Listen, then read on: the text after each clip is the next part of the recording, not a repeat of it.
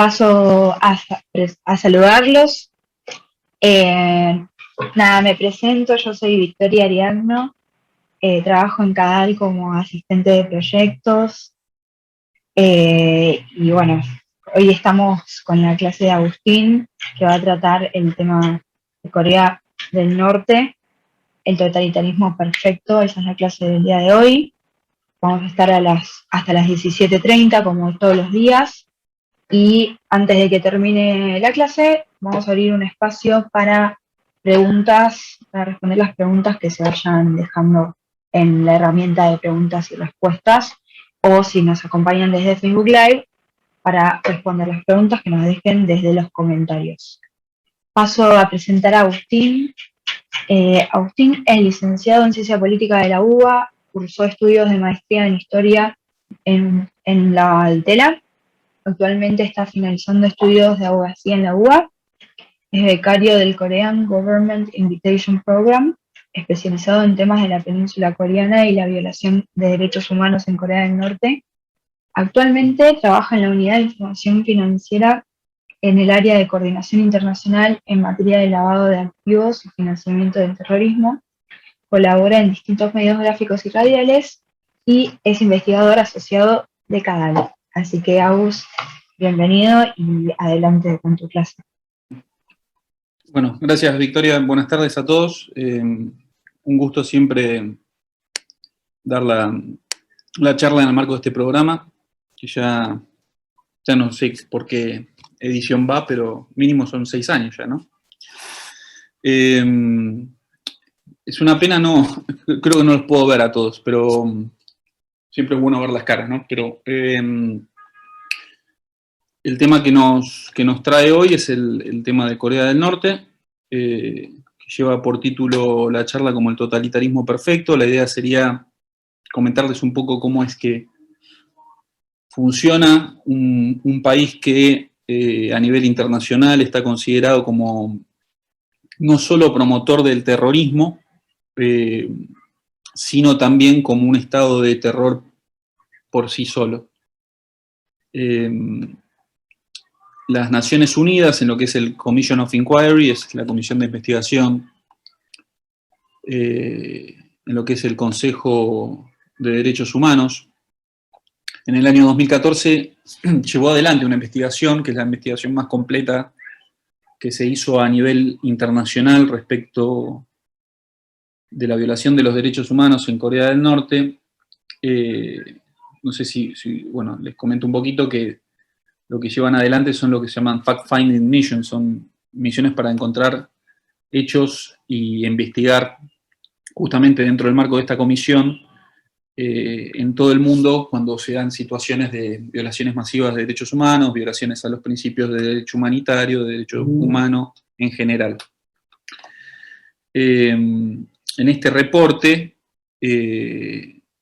se llevó adelante gracias a los aportes, entrevistas que se hicieron con aquellas personas que lograron escapar de Corea del Norte desde que se estableció el régimen en el año 1948 al día de la fecha. Se estima que unas 35.000 personas lograron escapar del país. Ahora voy a comentar por qué el tema de cómo es el régimen, digamos, de no libertad ambulatoria que tiene el país. Y bueno, ese es un documento base y básico para toda aquella persona que esté interesada en este tema.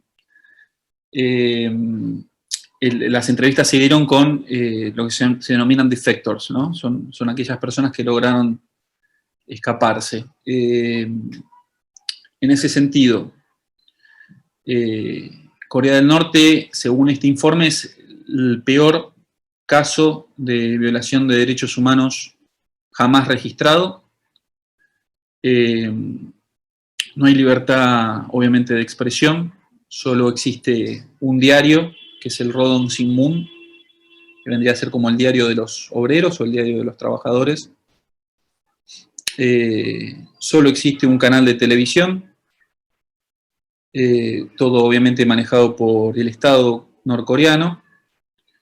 No hay libertad de religión, libertad de culto, no hay libertad ambulatoria, es decir, toda persona tiene que pedir un permiso para poder desplazarse dentro del país, puede desplazarse dentro de la ciudad en la cual habita, pero no yendo de una ciudad a la otra. Obviamente no elige de qué trabaja, no elige de qué, ni siquiera ni qué cantidad de hijos puede llegar a tener. Básicamente no existe derecho. El concepto de derecho, cada vez que se los entrevista a estos defectors, es que el concepto mismo de derecho fue extinguido en Corea del Norte. Y eso es un proceso que se dio a lo largo de décadas, en el cual se moldeó una sociedad a través de la ideología y la brutalidad de los campos, ya sea de concentración o de trabajo. Es Kwan Lisoy Kyowaso, esos son los términos en coreano, ¿no? No se elige absolutamente nada. Toda la vida de la persona está manejada de forma total, de ahí viene la idea de totalitarismo, es decir, esa concepción de poder controlar la vida totalmente de las personas, y un sistema de delación entre los mismos ciudadanos norcoreanos. Hay un dicho muy famoso que se les inculca, que es que hasta una mujer, que toda mujer debe conocer hasta cuántos palillos utiliza en la comida el vecino. Es decir, el conocimiento total de qué ocurre alrededor, ¿para qué? Para poder delatar ante las autoridades del Partido de los Trabajadores de Corea, que es el único partido que existe en el país, y poder iniciar quizá un proceso de desviacionismo ideológico, de tipo capitalista o de desobediencia al régimen o falta de respeto a los líderes. Pero volviendo al punto, y yendo hacia lo más básico, hay que entender que Corea entera, la península coreana, en 1910 fue ocupada por Japón, en ese momento imperio, y esta situación se dio hasta el fin de la Segunda Guerra Mundial. Es decir, durante 35 años los coreanos fueron colonizados y sometidos bajo el poder del imperio japonés, en tanto espacio, territorio, factoría, por decirlo de algún modo, de un Japón imperial que veía que en lo que era sudeste asiático y noreste asiático tenía que tener predominio absoluto, habida cuenta de la expansión de su población y la falta de recursos naturales que no tenía en la isla. Entonces, invaden la península coreana, invaden lo que fue después Manchukuo, es decir, Manchuria, es decir, la parte de la China del oeste, y luego se meten, bueno, en Filipinas y demás. Luego de la Segunda Guerra Mundial, intervienen las fuerzas aliadas y se dispone la división de Corea, así como también ocurre en Vietnam, entre Corea del Norte y Corea del Sur, a lo largo del paralelo 38. Y se llama elecciones. Hay que entender que no solo Corea del Norte, cuando elige a Kim Il-sung, que es el presidente eterno del país, esto desde el año de su fallecimiento en 1994, no solo Corea del Norte tuvo un régimen, digamos, autoritario, dictatorial en un principio, sino también Corea del Sur. Corea del Sur recién llega la democracia para 1989. Téngase presente esto también, ¿no? Como una forma también de poner un parteaguas ideológicamente fuerte a Corea del Norte. Para la situación que se da hacia 1950 y 1953, que es la Guerra de Corea, luego del establecimiento, en este caso, de Kim Il-sung como presidente de Corea del Norte y Syngman Rhee como presidente de Corea del Sur, para el año 53 fue tal la pérdida de vidas humanas y la destrucción de las ciudades. En el caso de Pyongyang, por ejemplo, que es la capital de Corea del Norte, no quedó absolutamente nada. Que ambos países quedan en una situación extremadamente endeble en todo punto de vista. En el caso de Corea del Sur era el segundo país más pobre del mundo, luego de Ghana, para el año 1953.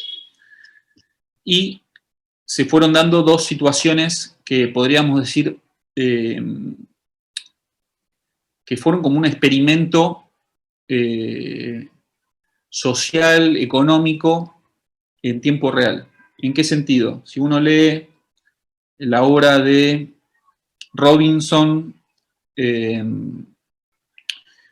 y Acemoglu, ¿por qué fracasan los países? Ellos toman en cuenta este tema, ¿no? Es decir, una misma nación, inclusive Corea del Sur con menores recursos naturales, casi nulos, es decir, en cuanto a minerales y demás, es muy pobre, que adoptaron dos caminos totalmente distintos, siendo el mismo pueblo, la misma lengua, identitariamente comunes, y que llevó a que Corea del Sur lograra lo que se denomina el milagro del río Han, a fines de los años 60 hasta los 80, y que llevara a la población a lo que es hoy día la 12ª potencia del mundo.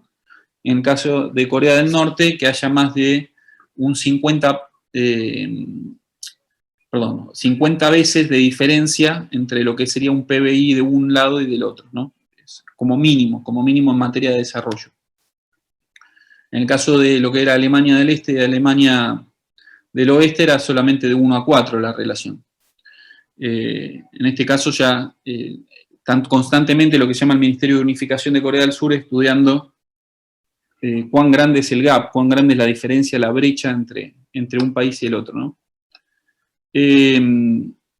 La cuestión es que, bueno, Kim Il-sung lo que empieza a idear, basándose en lo que era el marxismo-leninismo, que había ingresado a la península coreana para el año 1925, y habiendo sido él un guerrillero anti-japonés en Corea del Norte y que pasaba de un lado al otro en la frontera con Rusia, a lo largo del río Tumen,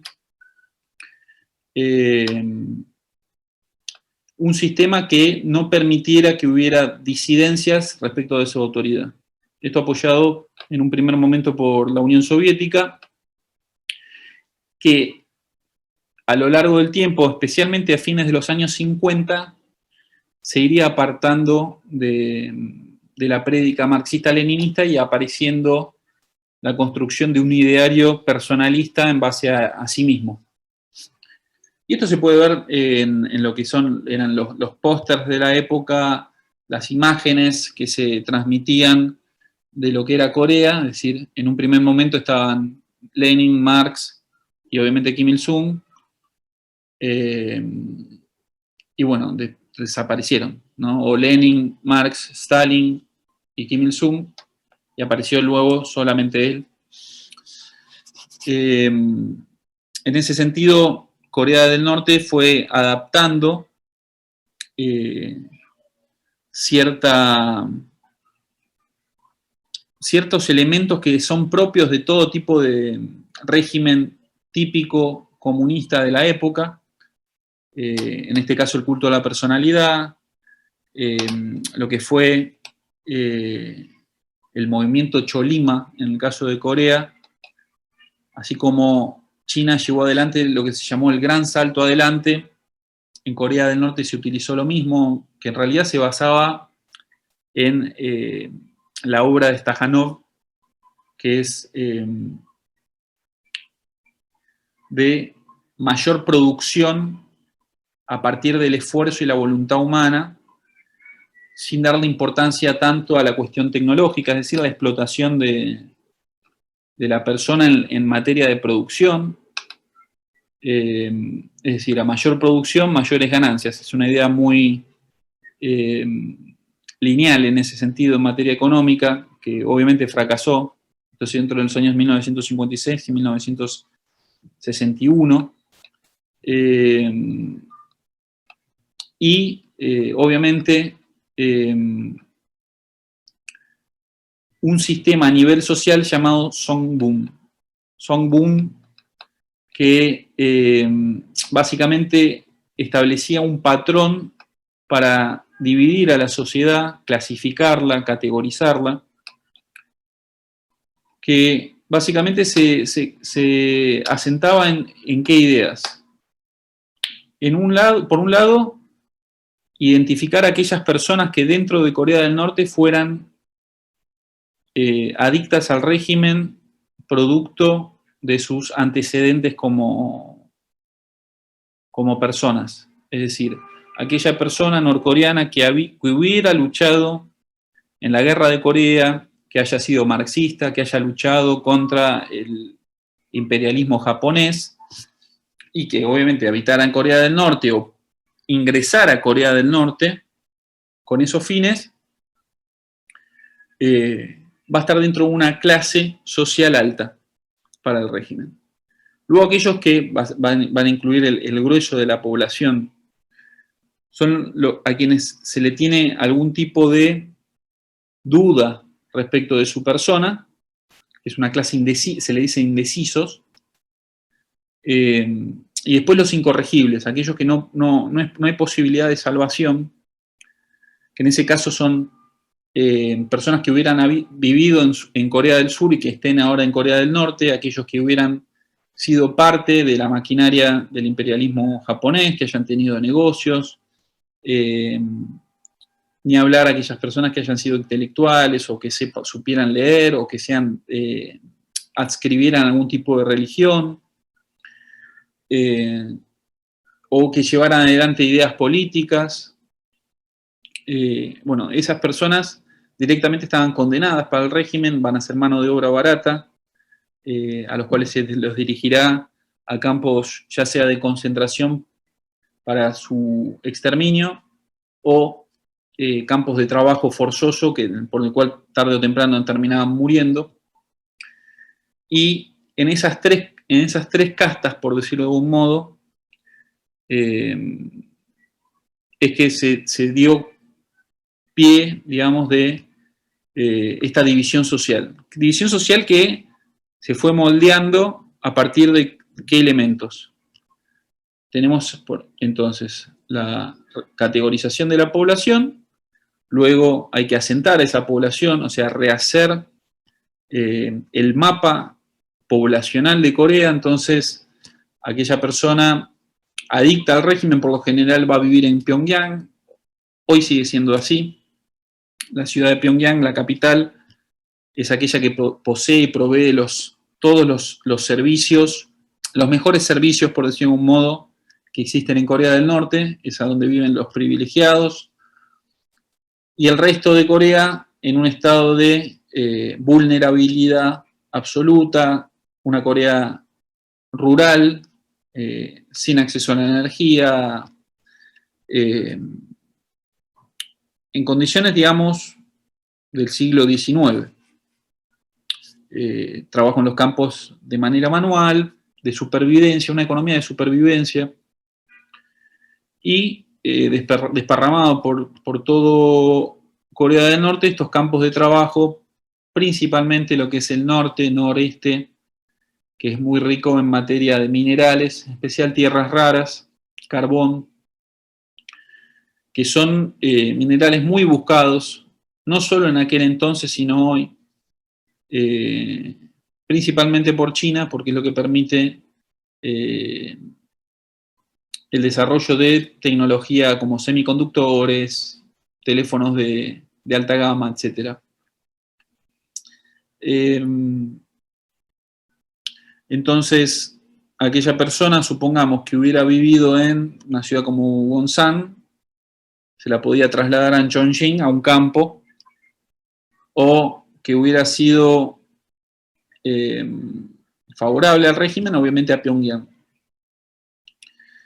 Entonces, cercenando absolutamente todos los derechos, coartando la posibilidad de informarse, de salir del país, a lo largo de décadas se fue conformando una sociedad que desconoce el concepto de derecho, desconoce el concepto de derechos humanos y que básicamente está a merced de la voluntad de aquellos que pertenezcan al Partido de los Trabajadores de Corea.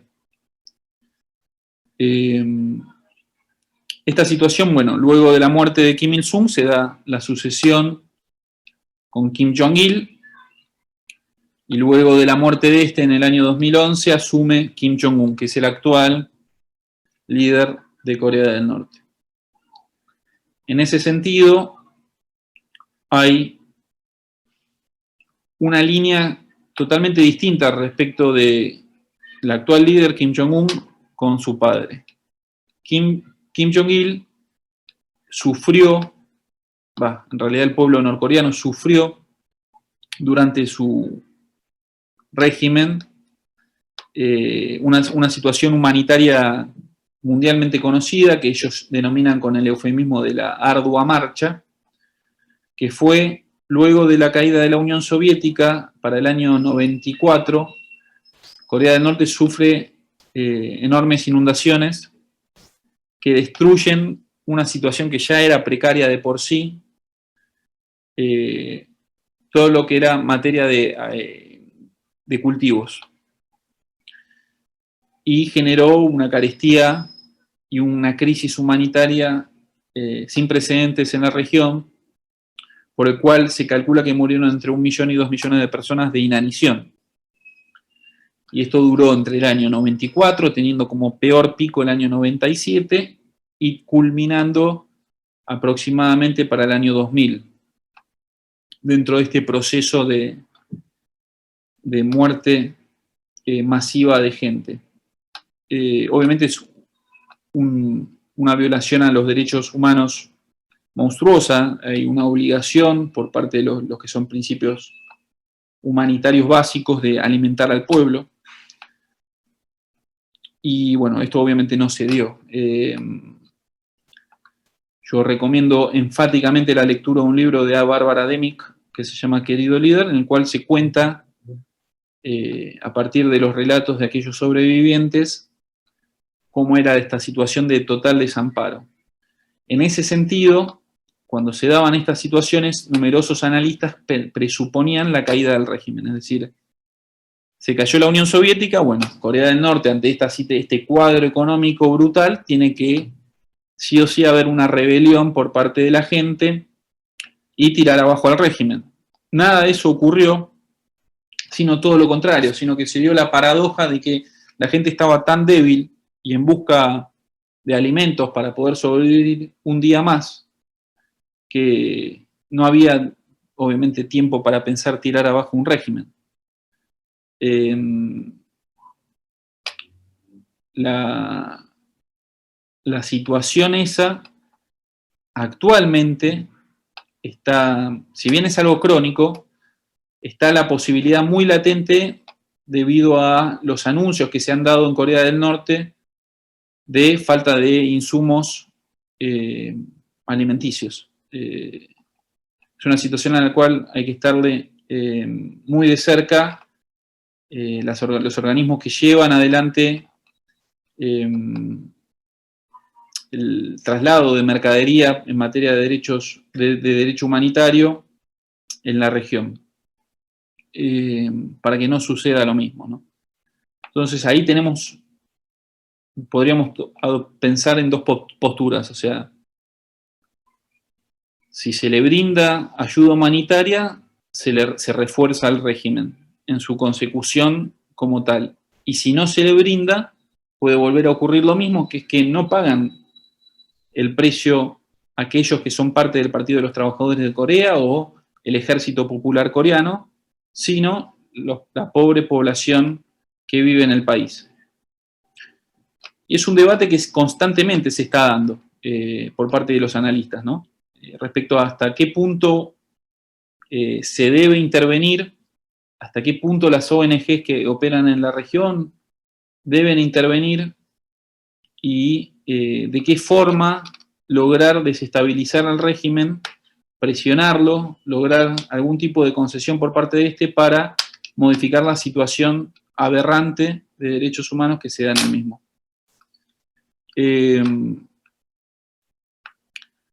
Como les dije, entonces, teníamos el movimiento Cholima, Songbun, que es esta categorización de la población, el desplazamiento y reconstrucción interna de Corea del Norte como método de control de la población, la total falta de capacidad decisoria de la población en base a la construcción de aparato ideológico desde el Estado y el uso obviamente de la fuerza en su peor expresión,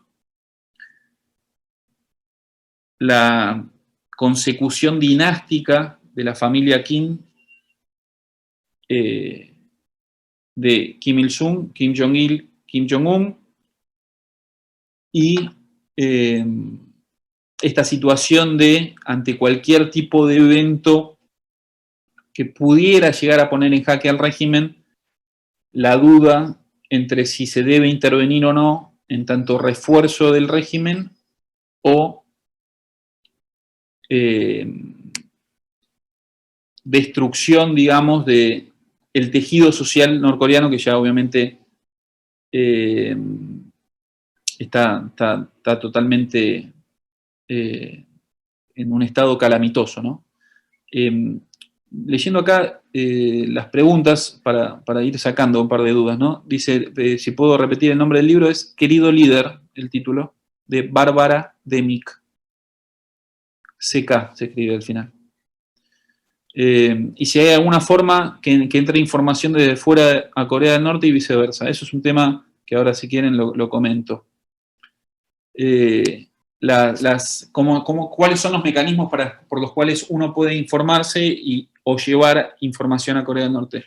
Lo primero que debe decirse es que todo tipo de información proveniente del exterior que no pase por el control del Estado puede llevar a la pena de muerte, es decir, a través del fusilamiento, que es la forma típica por la cual se ejecuta a los disidentes,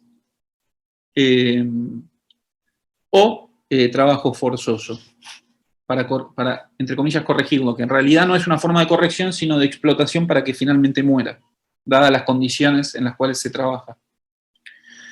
En ese sentido, hay numerosas organizaciones en Corea del Sur que creen que rompiendo este cerco informativo y dando a conocer cómo es que se vive en el resto del mundo, va a haber un levantamiento de indignación por parte de la población civil que tire abajo al régimen. ¿Y qué se utilizan en esos casos?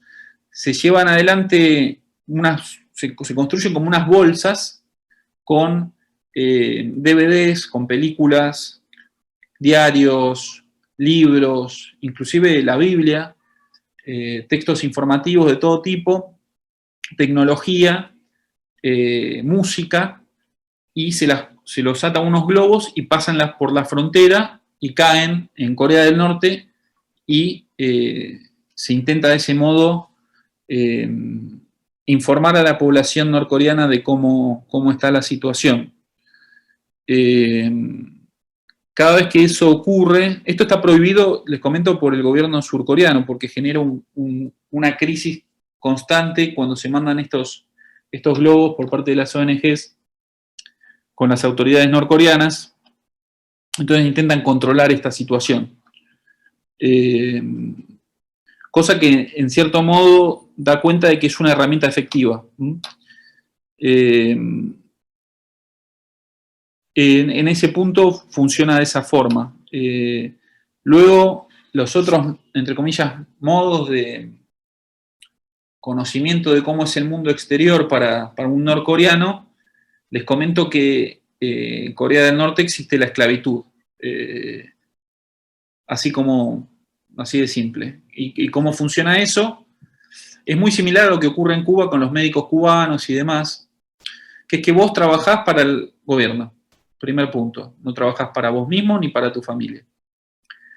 Entonces, te remiten a un país, les puedo nombrar varios en los cuales se descubrieron obreros norcoreanos trabajando en situaciones de esclavitud, como México, China, Rusia, Qatar. En la construcción actual de los estadios en Qatar se utilizó mano de obra norcoreana, Polonia, entre otros.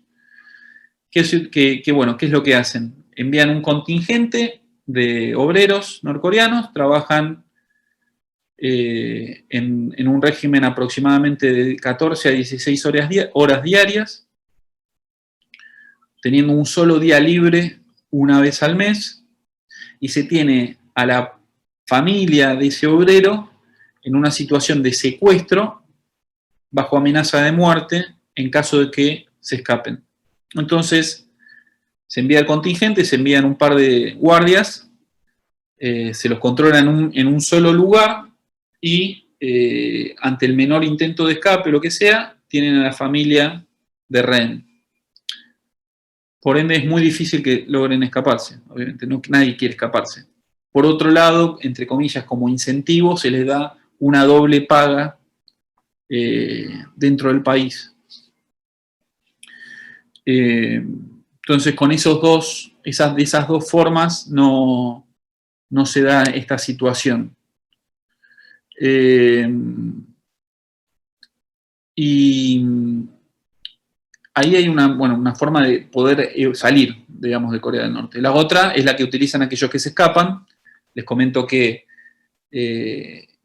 excepto contados casos con la mano, logran escaparse a Corea del Sur, es decir, cruzando lo que es la frontera militarizada, lo que se llama DMZ, de Militarized Zone. El caso más famoso fue de un defector que logró sortearlo habiéndose robado un auto, sale corriendo y le disparan. Los soldados norcoreanos le pegan 7 tiros y milagrosamente sobrevive. Y bueno, que actualmente vive en Corea del Sur, ¿no? Logró escaparse. Y después los casos más comunes son tienen que cruzar todo Corea del Norte e ir a la frontera con China y cruzar el río Yalu. Es un río que es de fuerte correntada, pero bajo. Entonces, el tema además es que es helada el agua. Entonces, o se muere por hipotermia o se muere porque los cazan los guardias en la frontera con China. Si no te cazan los guardias en la frontera con China, cuando cruzás, te cazan los chinos en el sur. Hay numerosas redes de prostitución respecto de las mujeres norcoreanas que logran escaparse, así como redes de trabajo o explotación de los norcoreanos que logran escaparse en el sur de China. Suponiendo que logran salir de esa situación, lo que tienden a hacer es redirigirse ya sea al sudeste asiático para ingresar a algún consulado o embajada de Corea del Sur para pedir que sean remitidos a Corea del Sur. Y es una obligación por parte del gobierno surcoreano de darle y brindarle asistencia inmediata en esos casos y llevarlos al país. ¿Por qué? Porque todo norcoreano es considerado coreano, no hay una diferencia, y esto está en la Constitución, o sea, Corea es una sola y todo el territorio es Corea. No hay una diferenciación entre si es norcoreano o no. La diferencia estriba en que aquella persona que ingresa por embajada o lo que sea, cuando llega a Corea del Sur, es sometida a un interrogatorio por parte de los agentes de inteligencia para saber si no es un espía infiltrado. Y durante 3 meses tiene un programa de reeducación de esa persona. Ustedes imagínense que es una persona que no conoce qué es un cajero automático, que no sabe lo que es una tarjeta de crédito o de débito, que no sabe qué es la democracia, que no sabe lo que son los derechos humanos, que no sabe nada. Entonces se lo intenta reeducar, hacerle entender qué es el mundo, cómo está funcionando, básicamente elementos básicos para su manejo en la vida cotidiana, de manejo de dinero, de hacer las compras en un supermercado, cosas así, ¿no? Y luego de eso, bueno, se le intenta brindar algún tipo de trabajo para que pueda sostenerse a sí mismo e ir evolucionando, digamos, dentro de la sociedad. Y bueno, básicamente es eso, ¿no? Aquellos que pueden escaparse milagrosamente y llegar a Corea del Sur o a otro país y luego, bueno, ver qué hacen. Pero básicamente esas serían las dos formas de poder evadirse.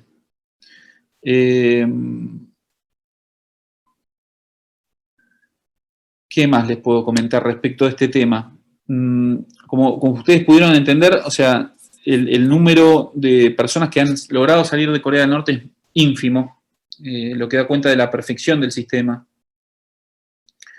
del pánico que se tiene a las fuerzas y autoridades, entre comillas, del orden, y las casi nulas posibilidades de poder evadir al régimen. Dentro mismo de Corea del Norte funciona un sistema de delación entre los mismos ciudadanos, por los cuales toda persona que incurra en algún tipo de actitud o acción que pueda llegar a levantar sospechas, tiene y debe ser denunciado. En ese sentido, se da una situación en la cual se obliga a los ciudadanos a tener reuniones semanales, lo que se denomina Ninminban, son grupos de aproximadamente 40, 50 personas dentro de un barrio, por decirlo de un modo, en que se reúnen y discuten entre sí cosas de la vida. Supongamos, te he visto buscando hacer algún tipo de cultivo en tu casa o vi que has tenido comida de alguna forma y no la has repartido entre todos, ese tipo de cuestiones que todo puede llevar a levantar sospechas, entonces se da todo ese proceso de discusión y delación entre sí. Entonces, el nivel de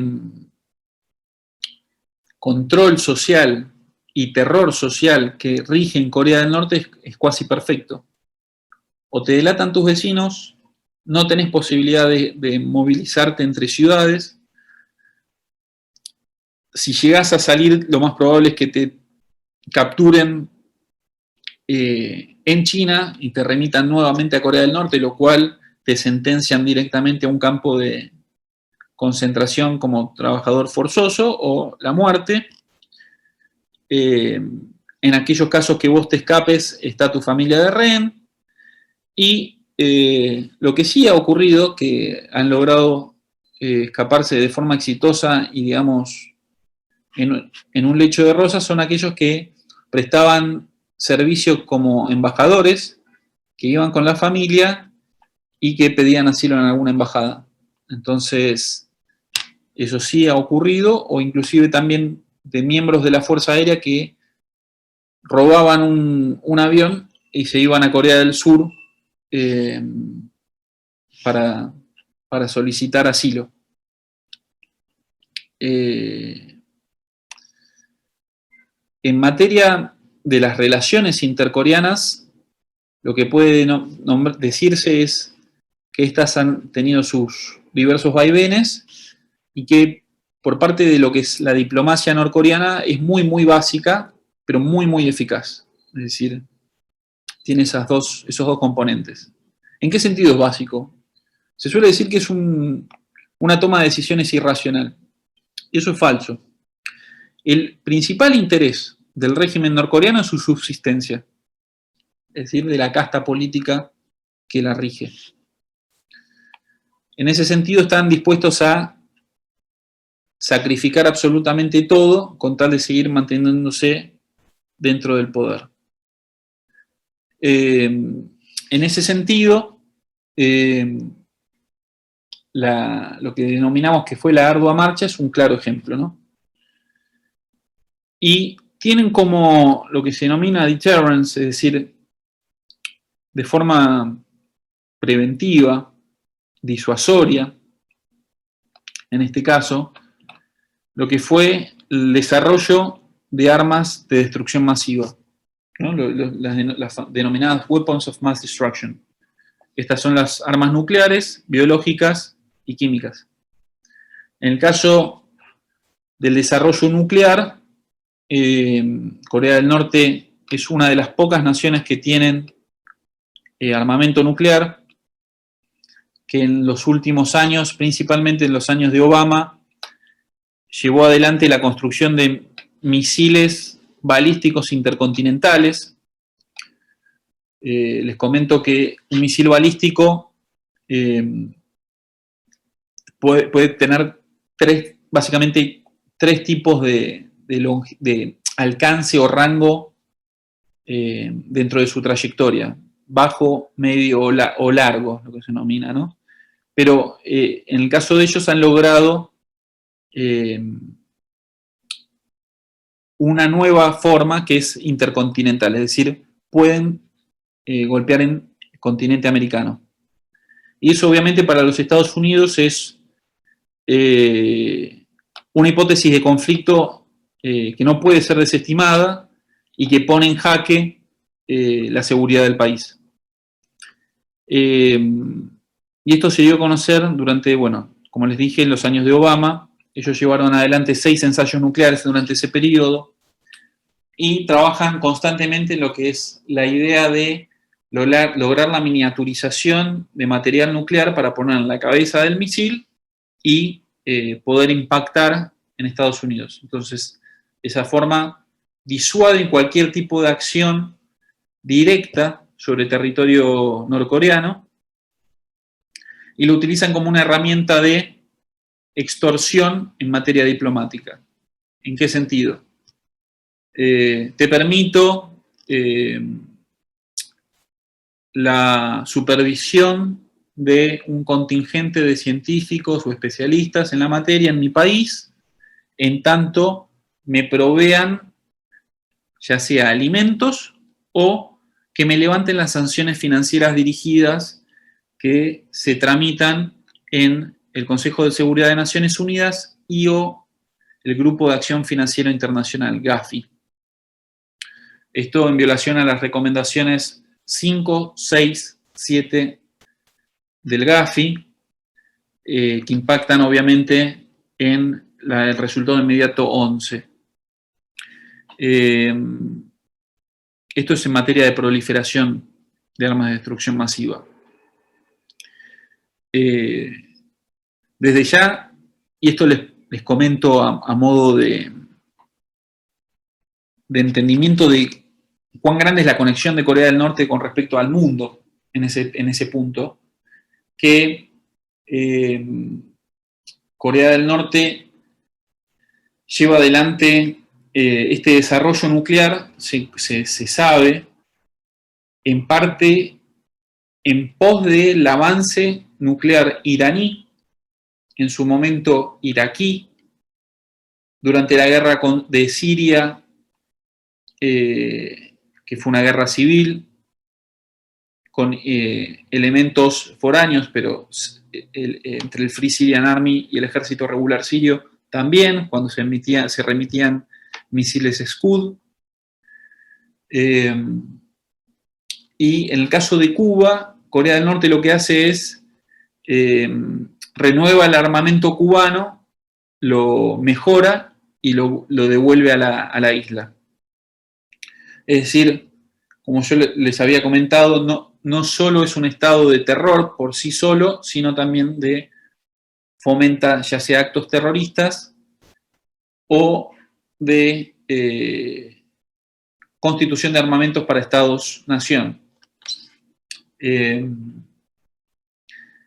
También tuvo fuerte relación con científicos pakistaníes, que son los que desarrollaron fuertemente el armamento nuclear, más que nada, del régimen norcoreano, Obviamente Pakistán es una de las naciones que poseen armamento nuclear, entre ellos, bueno, también obviamente India.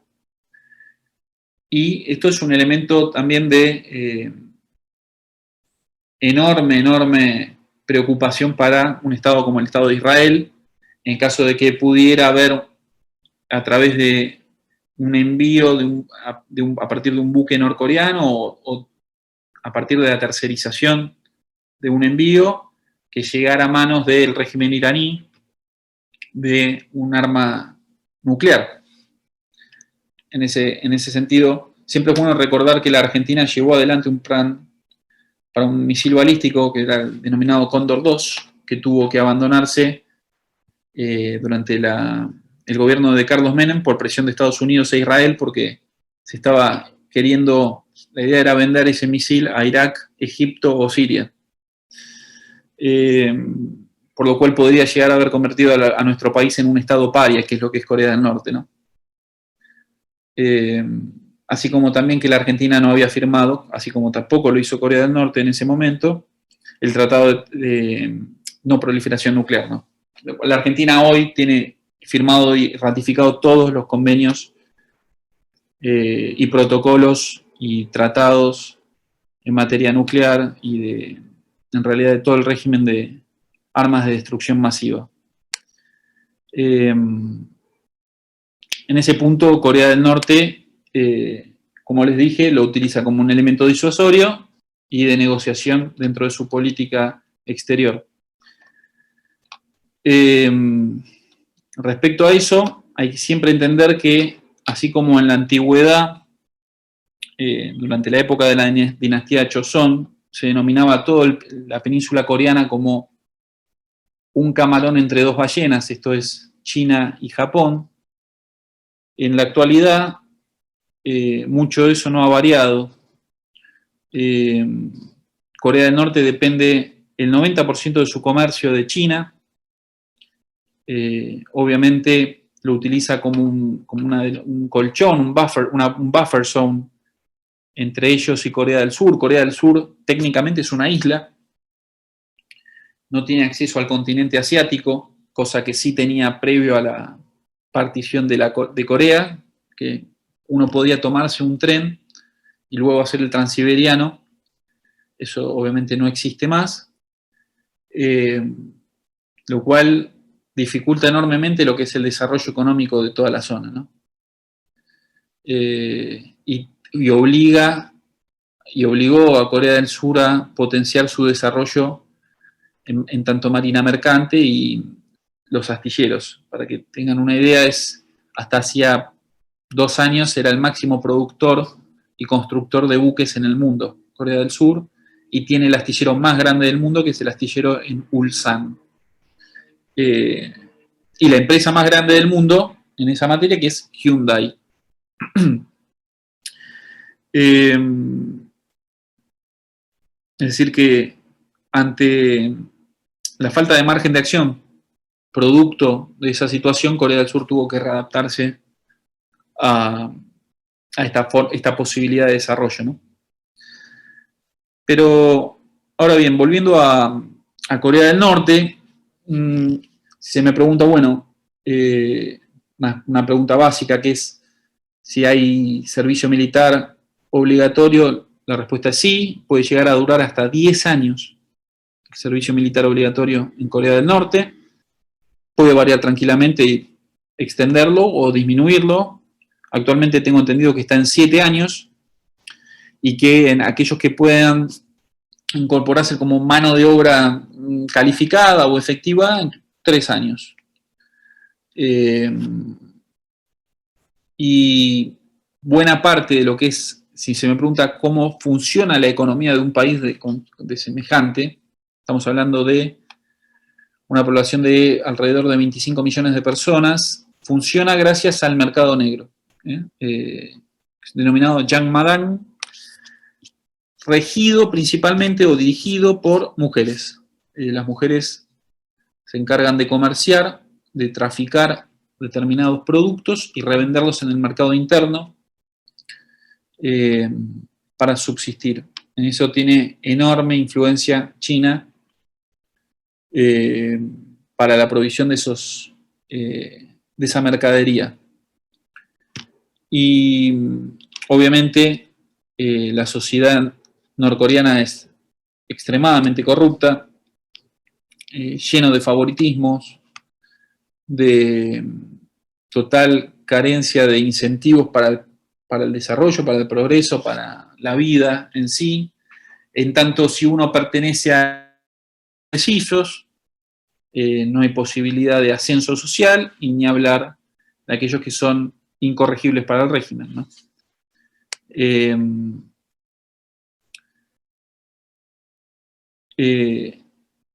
Acá veo una pregunta que dice que comenté que aquellos que prestaban servicio como embajadores o miembros de la Fuerza Aérea se les hacía más viable el desertar. Quisiera saber si en el ámbito deportivo ocurre algo parecido. Y la respuesta es sí. Lo que pasa es que últimamente no se han dado, que yo recuerde, situaciones de deserción por parte de deportistas de élite.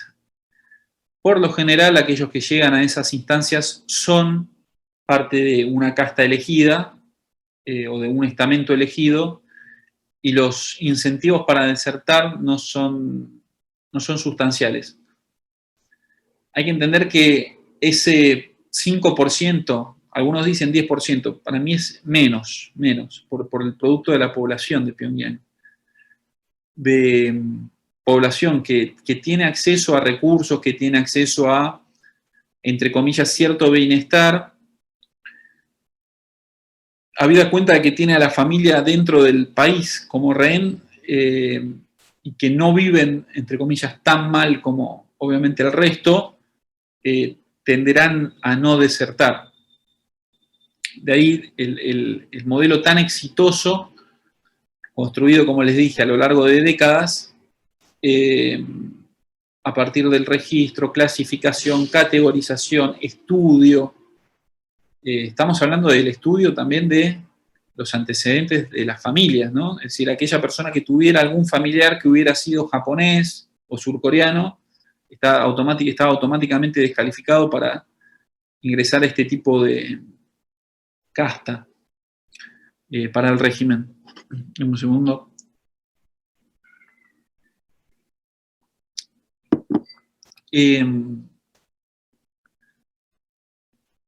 Volviendo al tema,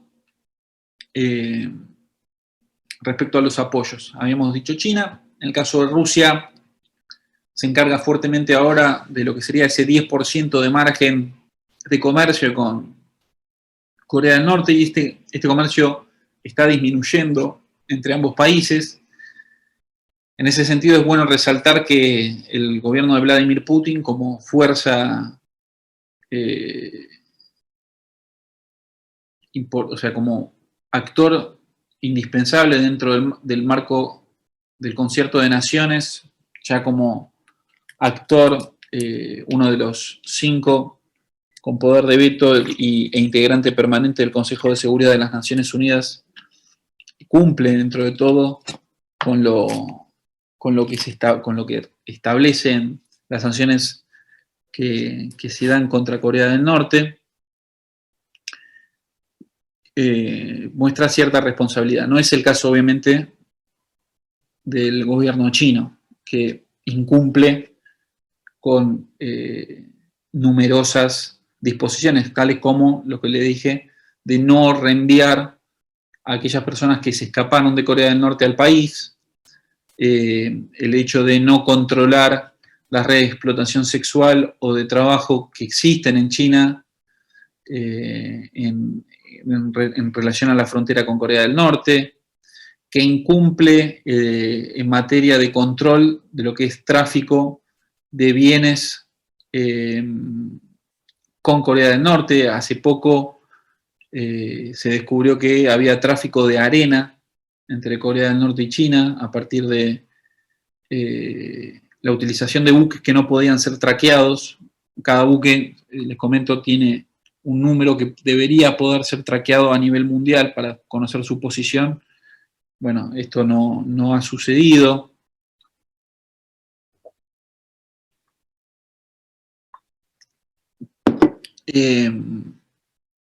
Por lo tanto, ahí vemos una enorme irresponsabilidad por parte del gobierno chino en la materia, lo cual no significa que ellos utilicen la herramienta del veto en el Consejo de Seguridad respecto a estas disposiciones, pero que sí, en tanto puedan seguir explotando y utilizando los recursos de Corea del Norte, lo van a seguir haciendo a partir de ese expolio de recursos. En el caso de Japón, tiene una postura sumamente firme con respecto a Corea del Norte, de exponer la amenaza que implica a nivel regional que Corea del Norte tenga armas de destrucción masiva. Ha denunciado lo que fue el secuestro de miembros del pueblo japonés, y esto también ha sucedido con ciudadanos surcoreanos, que se ha llevado de manera sistemática entre 1960 hasta el año 2002, se tiene registrado, con distintos fines. Uno de ellos, aunque juro que es así, y parece de película de James Bond, para, por un lado, enseñar japonés a espías norcoreanos, saber el modo de vida de los japoneses, e inclusive el chef principal de Kim Jong-il era un chef japonés, porque le gustaba, era muy afecto al sushi. Y de hecho están las memorias del chef, les comento. Y eso es parte, digamos, obviamente de condena del gobierno japonés y de enorme preocupación. Y en el caso de Corea del Sur es lo mismo, sumado al hecho de que en estos vaivenes que han tenido con Corea del Norte ha habido una mayor o menor disposición a negociar determinadas cuestiones. En un momento se dio el intento de una cooperación económica, y el ejemplo claro es lo que se llama, hay una ciudad que se llama Kaesong, que queda al sur de Corea del Norte, en la cual Corea del Norte provee la mano de obra barata, y empresarios surcoreanos pagan esa mano de obra para la producción principalmente de bienes textiles. Y esta situación ha tenido distintos momentos. Ha habido momentos en que Kaesong fue cerrado. Hace aproximadamente 2 años, Kim Jong-un, para presionar al gobierno surcoreano en determinadas ayudas, hizo volar el edificio que estaba en la ciudad, que era el edificio en el cual se reunían las autoridades para negociar. Lo hizo detonar. En el año 2000, que fue quizá el mejor año de relaciones intercoreanas, obviamente la apertura del complejo industrial. Otros elementos de buena cooperación son las participaciones conjuntas como Comité Olímpico Internacional, lo que fue en su momento el turismo a las montañas Diamante, que se suspendió cuando le pegaron un tiro en la cabeza a una turista surcoreana por parte de un miembro del ejército norcoreano. Las reuniones entre aquellas familias que quedaron desplazadas luego de la guerra de Corea, en el cual se formula un listado, se arma un listado entre ambas naciones, se intenta saber si están vivos, y si son familiares, y se los hace visitarse. Esto es quizá el elemento más emotivo, digamos, de lo que son las relaciones intercoreanas, si uno ve las imágenes de cómo se dan esas reuniones. Imagínense personas que para el año 1953 tendrían 5 o 6 años y quedó el hermano en el otro país y no se ven hasta el año 2015, por dar un ejemplo. años sin saber si estaba vivo, muerto, o si le había pasado algo. Absolutamente nada. Bueno, eso se da. Y es uno de los grandes pilares de la política intercoreana. Y esto se maneja todo a partir de, como les había dicho, un ministerio que se llama el Ministerio de Unificación, que tiene a cargo no solo un área especializada todo respecto de Corea del Norte, sino, cuando digo de todo, digo de cuánto costaría la reunificación, cuánto costaría llevar adelante un plan o un proyecto a largo plazo de incorporación de Corea del Norte dentro de la península, obviamente todo lo que es relaciones intercoreanas, el departamento, y esto en trabajo conjunto con la Cancillería surcoreana, que tiene un departamento pura y exclusivamente sobre Corea del Norte.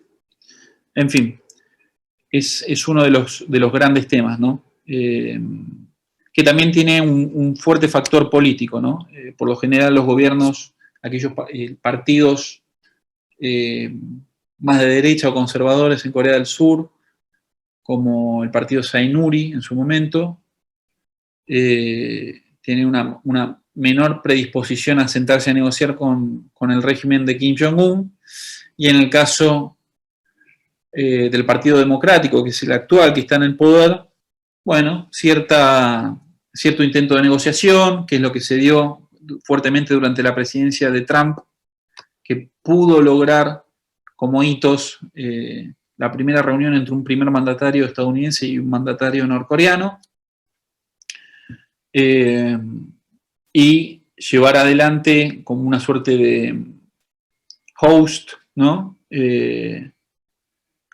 Las reuniones entre Moon y Kim Jong-un para intentar por lo menos sentarse a discutir el tema del programa nuclear, el tema de las inspecciones, el tema de la posible, esto desde el punto de vista norcoreano, ¿no? El posible levantamiento de las sanciones financieras dirigidas. ¿Qué son sanciones financieras dirigidas? Lo comento rápidamente. Es la imposibilidad para Corea del Norte de que un norcoreano pueda abrir una cuenta bancaria en el exterior, que las cuentas de las embajadas estén en un constante escrutinio por parte de los bancos, las instituciones financieras, remisadoras de fondos, etcétera. La imposibilidad de comerciar a nivel externo con cualquier país. Básicamente es un bloqueo del país, un aislamiento total que lo obliga, o teóricamente lo tendría que combinar a negociar. La única posibilidad, por ejemplo, de abrir una cuenta bancaria y poder enviar dinero a Corea del Norte es si opera una organización de derechos humanos en el país con un determinado fin, que será la alimentación o la educación o algo, y ese dinero está fuertemente controlado en su trazabilidad. Es decir, que ese dinero realmente va a donde tiene que ir. Bueno, eso obviamente pone en una situación sumamente incómoda al régimen. Acá me comentan que hubo una actriz súper famosa japonesa secuestrada en Corea del Norte para que haga las mismas películas que se hacían en Japón y en Norcorea. No, eso no es así. La actriz era surcoreana y se llamaba Choi Eun-hee, y también fue secuestrado el marido, que era un director de cine surcoreano, ambos hiperfamosos, se llamaban Shin Sang-ok, que fueron secuestrados durante durante el régimen de Kim Jong-il, que sí, que efectivamente quería que se hicieran las mismas películas que se hacían en Corea del Sur, dada la excelente calidad del cine surcoreano, esto en los años 70, por el cual luego se hizo una película sumamente famosa, que es como el Godzilla de Corea del Norte, que se llamaba Pulgasari, la película. Ese es el título. Y la pueden ver en YouTube. De hecho, el libro que relata toda la historia, no solo hay un documental que salió no hace mucho, que se llama The Lovers and the Despot, es decir, Los amantes y el déspota, sino que hay un libro de un autor que se llama Paul Fisher, que se llama, al menos la traducción al castellano es Kim Jong-il Producciones. o si no es Producciones Kim Jong-il. Producciones Kim Jong-il es el título del libro. Comento. Ah, ahí justo puse. Sí, bueno, pero era de Corea del Sur. Veo acá. Yo importaba productos de China, especialmente de la provincia de Liaoning, para revender acá. Y no hace mucho me enteré que muchas veces son hechas por norcoreanos, pero figuran como chinas. ¿Es así? Sí, es muy probable que sea así. La utilización de mano de obra. Es raro que aparezca en el producto, porque sería una violación de esas sanciones. Pero es muy, muy probable que ocurra algo así.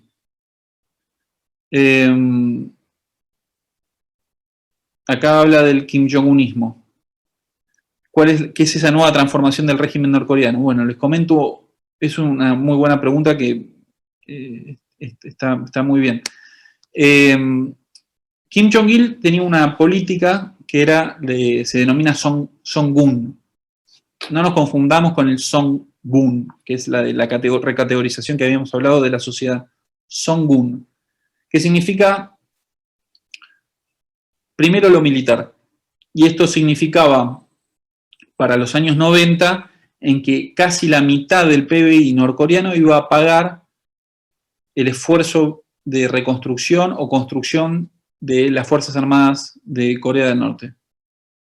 La cifra es ridículamente alta, pero cierta. ¿Por qué? Porque ante la situación de la caída de la Unión Soviética, ante la situación de extrema vulnerabilidad de Corea del Norte, y como ya les había dicho, el único interés por parte del régimen es el mantenimiento de había que reforzar ese elemento disuasorio que era la Fuerza Armada.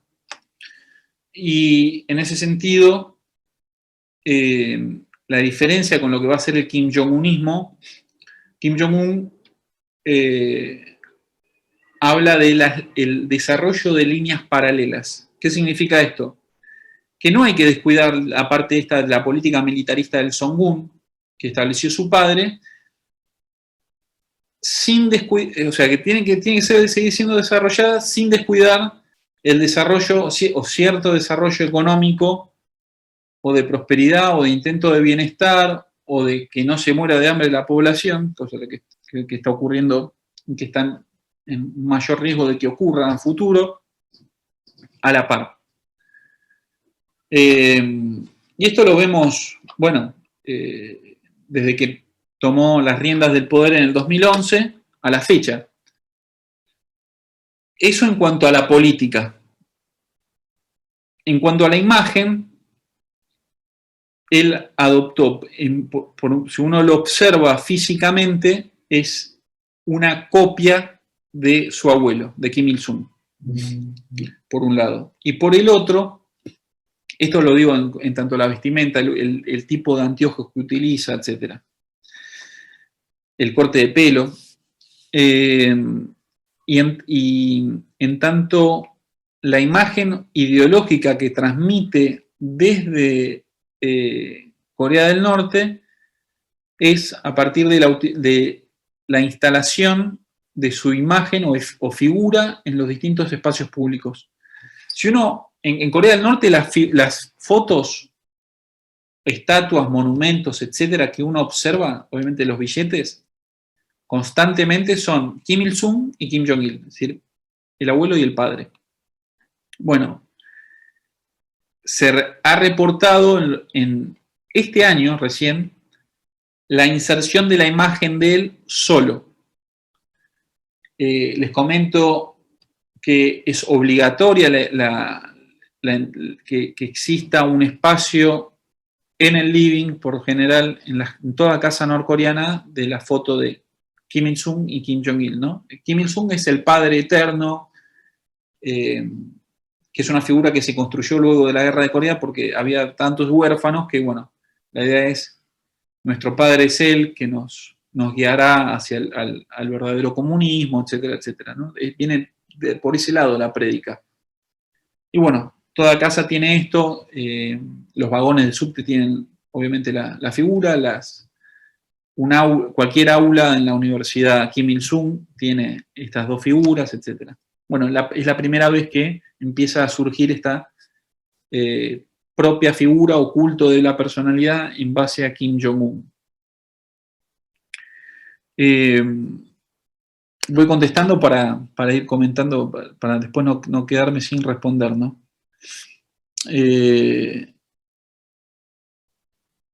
Agus, ¿querés que te lea las de Facebook Live? Sí, o vos cortame yo, porque pierdo la noción del tiempo y me voy por las ramas quizá, o yo intento contestar para que no quede nada suelto. No, está buenísimo, además está muy bueno ir intercalando, hace mucho más llevadero y ahí te leo las de Facebook.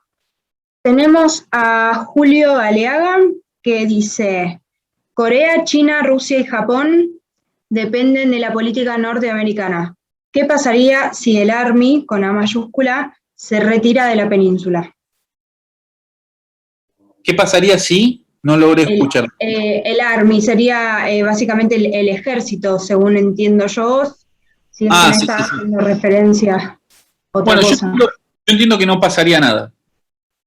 Si las tropas que están apostadas en Corea del Sur, las tropas estadounidenses que están en Corea del Sur, se retiraran en materia de riesgo para Corea del Sur, no veo riesgo alguno.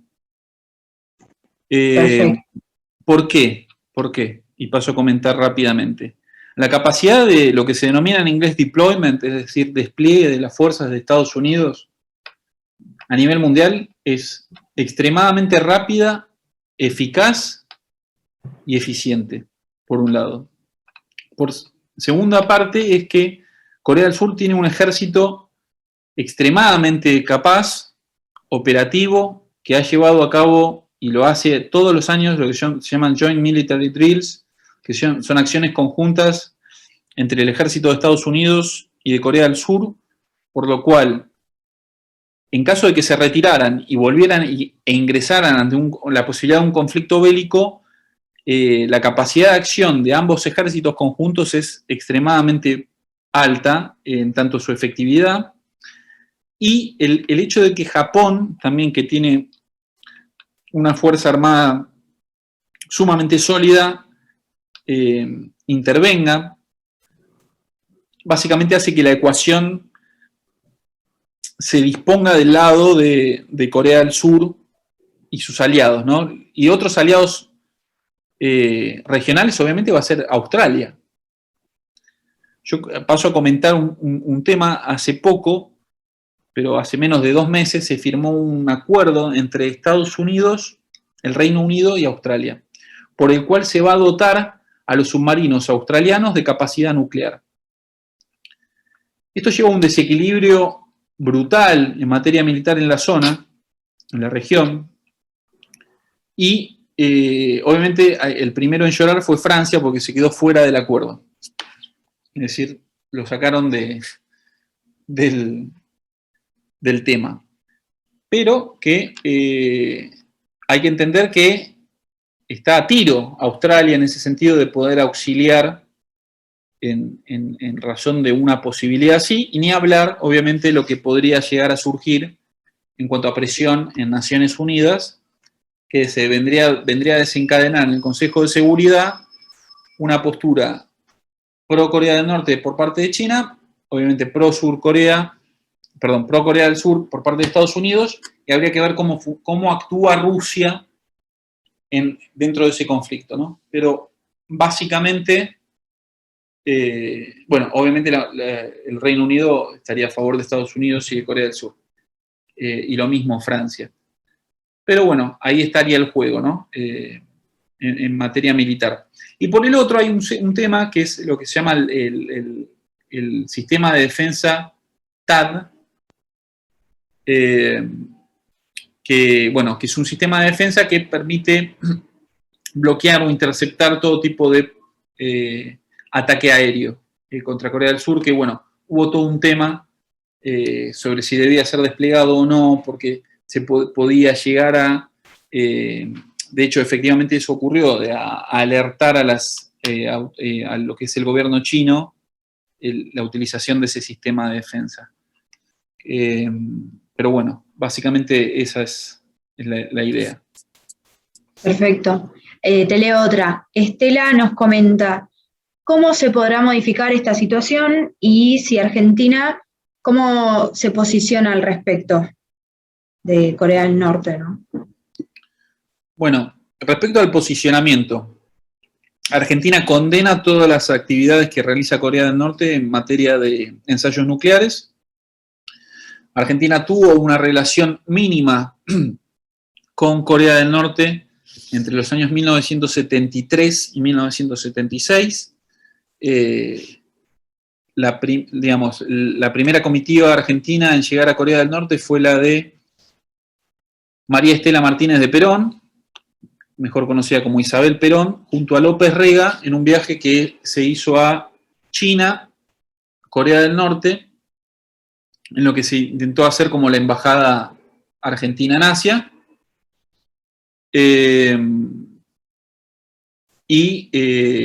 Efectivamente Corea del Norte abrió una embajada en la Argentina, no así la Argentina en Corea del Norte. La cuestión es que quienes trabajaban en la embajada argentina por parte de Corea del Norte incendiaron la embajada y escaparon dejando un tendal de deudas que habían firmado con productores agropecuarios en lo que era comercio de granos. Y bueno, para el año 1976 el gobierno de Videla corta relaciones ante esta situación. Y en cuanto a la pregunta, que es la pregunta del millón, es cuándo podría llegar a terminar la situación del régimen norcoreano, da para hablar horas, porque las estrategias y acciones que se han llevado adelante para intentar morigerar en algún punto, inclusive, o sea, mínimamente, o a intentar una apertura dentro del país, han sido infructuosas. Y por el momento no se vislumbra que pueda llegar a caer el régimen. No ocurrió durante la ardua marcha, no ocurrió cuando cayó la Unión Soviética, no está ocurriendo ahora cuando está en riesgo de vuelta la cuestión de la alimentación de la población, no ha ocurrido con las sanciones financieras dirigidas, no ha ocurrido tampoco bajo amenaza de intervención directa. Es muy difícil poder llegar y sería muy irresponsable de mi parte poder llegar a dar un diagnóstico al respecto a futuro, ¿no? Perfecto, te leo otra. Joe Espinosa nos comenta, sabemos que Cuba y Corea tienen gran similitud en el sistema político. Ambas naciones presentan longevas dictaduras. ¿Crees que el 11J, las protestas en Cuba, es el inicio de cambios sustanciales en la isla? ¿Cuál es su lectura del próximo 15 de noviembre, teniendo en cuenta que no existe factor sorpresa como el 11J? El 15 de noviembre, le aclaro a los oyentes, en Cuba se va a llevar a cabo otra protesta masiva similar a la que se dio el 11 de julio, que se espera que sea igual o más histórica que la anterior. Sigamos. Sí, ambos países son además, comento, hermanos en ese sentido.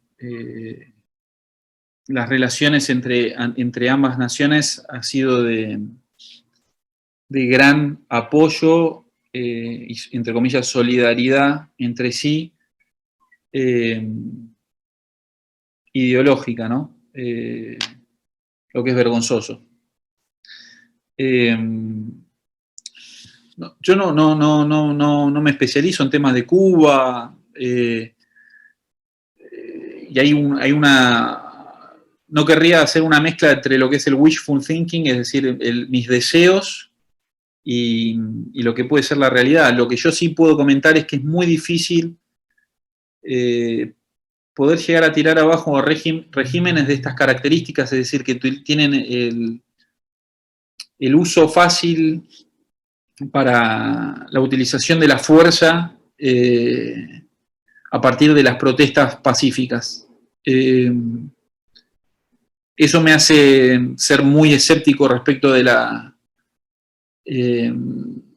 capacidad de transformación por parte de protestas de estas características.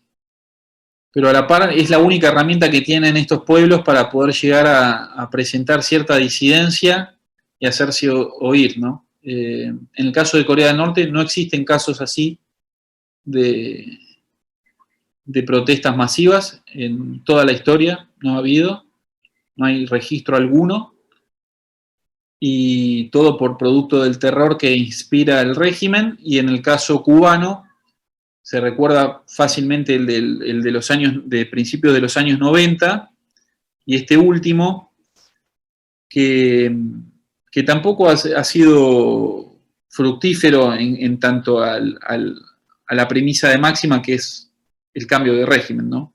La apertura democrática, el cambio de las condiciones sociales de vida de la población, etc. Es terrible, y lo mismo podemos pensar también con lo que fue la masacre en Tiananmen, en el caso de China, y no ha sucedido tal cosa, o las recientes protestas en Hong Kong. Ante las armas es muy difícil poder llegar a levantarse exitosamente, ¿no? Más aún cuando no hay sanciones por parte del resto de las naciones, ni una solidaridad verdadera, o una condena que tenga efectividad, o que tenga que, en términos de lo que se denominan relaciones internacionales, es decir, que genere en lo que es materia de costo-beneficio, unos costos tan altos que tienda que tenga que cambiar el régimen. No ha sucedido eso. Perfecto, y te leo las dos preguntas que quedan, una en Facebook Live y otra en Zoom. En Facebook tenemos a Julio, que antes también había preguntado, se quedó con una duda que dice, ¿cómo evalúa la política de Trump hacia Pyongyang? Bueno, yo tengo la postura de que ha sido una política excelente en relación a Corea del Norte. ¿Por qué? Porque hasta su llegada como presidente, la política de Estados Unidos varió entre la incomprensión de qué era Corea del Norte y el desinterés. Y en ese sentido, Trump logró por primera vez, por lo menos, sentar en una mesa de negociación, en este caso a Kim Jong-un, y escuchar de primera mano su postura, su interés, intentar negociar algún tipo de estrategia. Hay una extraña idea de que se cree que en Corea del Norte el gobierno entero es monolítico en cuanto al pensamiento y acción. Y eso no es tan así. Estudiando lo que sería el Rodong Sinmun, que es como les había comentado, el diario, e inclusive ciertas publicaciones que surgen de la Universidad de Kim Il-sung, hay posturas dentro mismo del ejército un tanto, podríamos decir, de mayor disidencia o de acercamiento, depende de quién escriba, respecto de Kim Jong-un y su política, como les había dicho, de líneas paralelas. Que no tiene una correlación con una posible sanción respecto de esa disidencia. ¿Por qué? Porque hay dentro del ejército, de las Fuerzas Armadas en su conjunto en general, cierto margen de opinión dentro del régimen, pero es mínimo.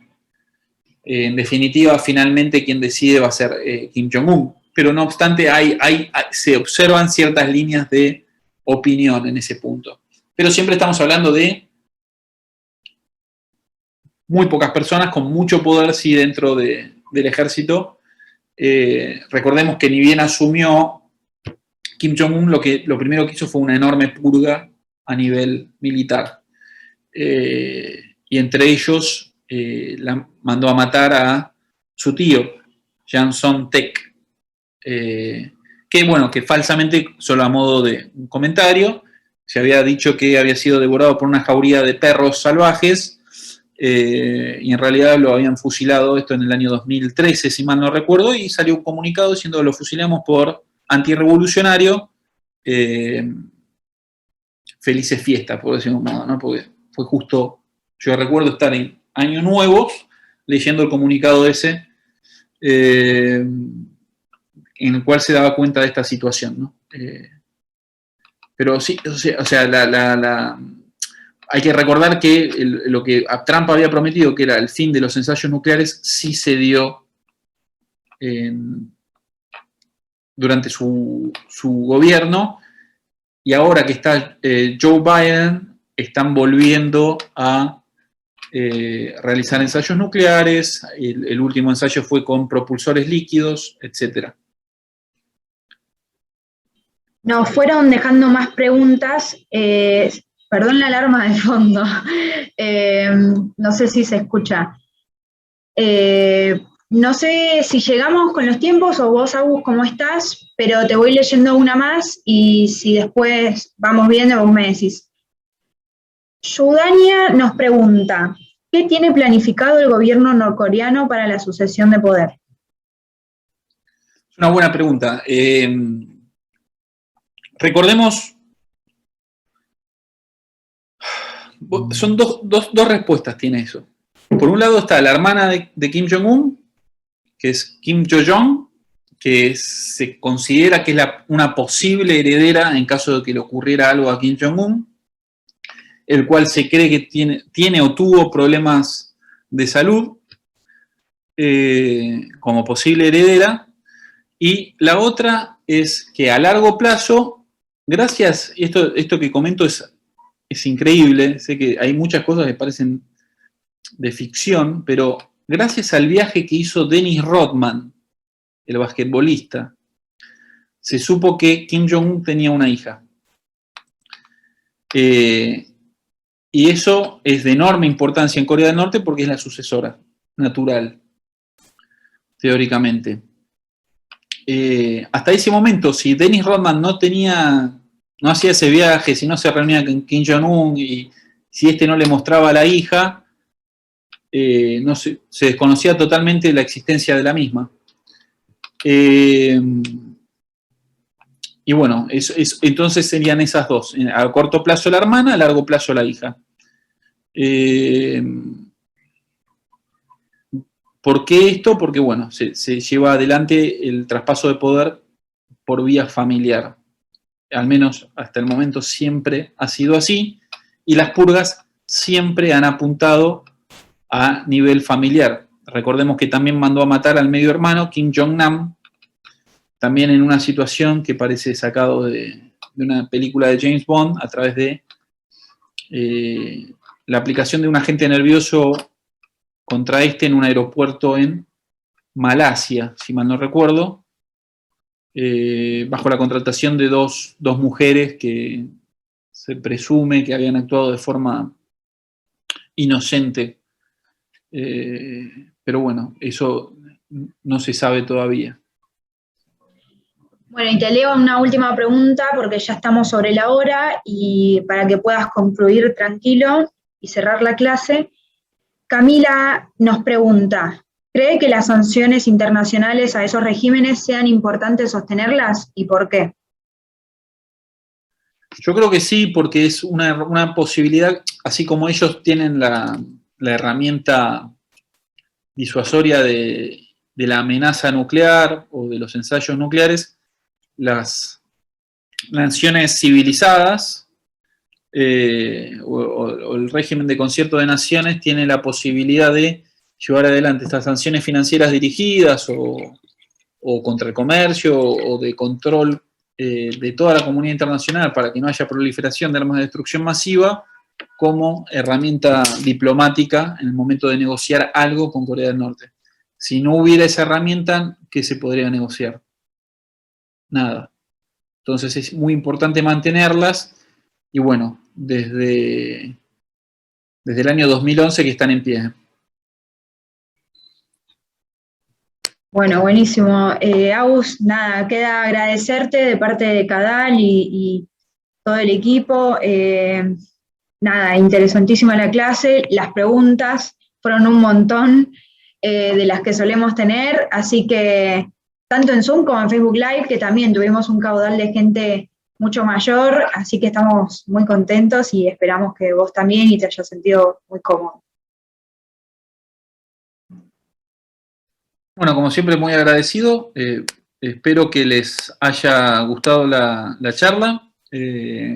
Espero que dentro de poco vuelva algo a la normalidad y pueda verlos cara a cara, que siempre es otro tipo de dinámica. Acá es hablar y cambia mucho el panorama cuando uno tiene interlocutores que preguntan o que hacen algún comentario y demás, pero bueno, espero que les haya servido, que les haya gustado.